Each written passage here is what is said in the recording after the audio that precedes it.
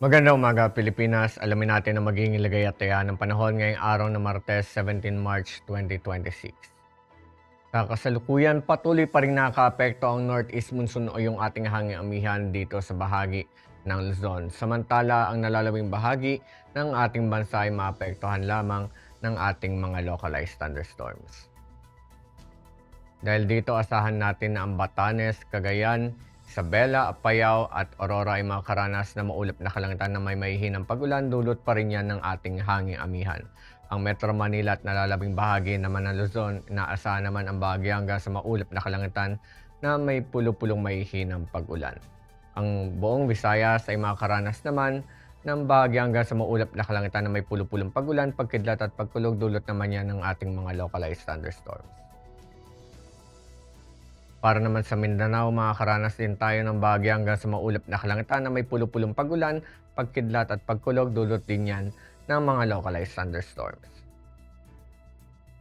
Para sa ating flight level wind chart, dito sa may bahagi ng 2,500 feet, asahan pa rin natin ang hangin magmula east-northeast to easterly sa malaking bahagi ng ating bansa. Ganon na rin dito sa may bahagi ng 5,000 feet magmula Luzon hanggang dito sa eastern section ng Mindanao. Asahan pa rin natin east-northeast to easterly na hangin at variable winds naman ang ating mararanasan dito naman sa may bahagi ng western Mindanao.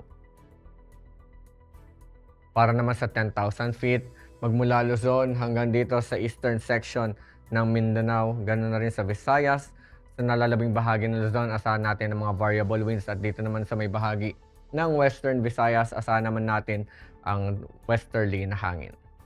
Dito naman sa may bahagi naman ng 18,000 feet o sa flight level 18,000 feet, asahan natin magmula Luzon hanggang dito sa may bahagi ng Mindanao ang malalakas na hangin galing west-northwest to north-northwest.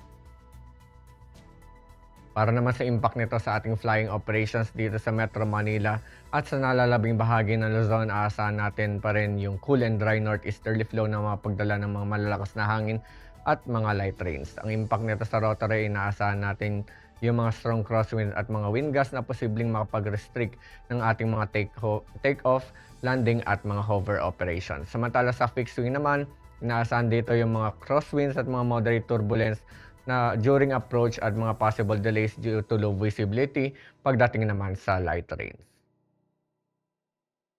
Para naman sa nalalabing bahagi ng ating bansa, ang main hazard natin ay yung mga afternoon convective development na posibleng makapag-produce ng mga gust fronts at mga heavy rains. Ang impact nito sa rotary, inaasahan yung mga sudden downbursts, mga gusty winds at mga reduced visibility na posibleng makapagdala ng risk sa ating mga air operations. Avoid natin yung mga CB areas. Samantala sa fixed wing naman, inaasahan dito yung mga severe turbulence at mga wind shear during approach and departure. Temporary delays or diversions are possible.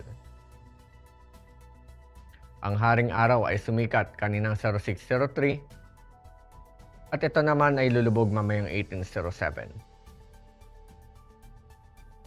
Para sa ating moon illumination, 3% decreasing. Para manatiling updated sa lagay at taya ng panahon, i-follow lamang ang Air Force Weather Center sa aming mga official social media accounts. Yan lamang po ang latest update mula sa ating lagay ng panahon. Sa ngalan ng aming commanding officer na si Colonel Alvin John Curador, PAF GST, ako po si Staff Sergeant John Altizal Cipuedes, Philippine Air Force, weather broadcaster ng Air Force Weather Center. Muling magandang umaga, Pilipinas.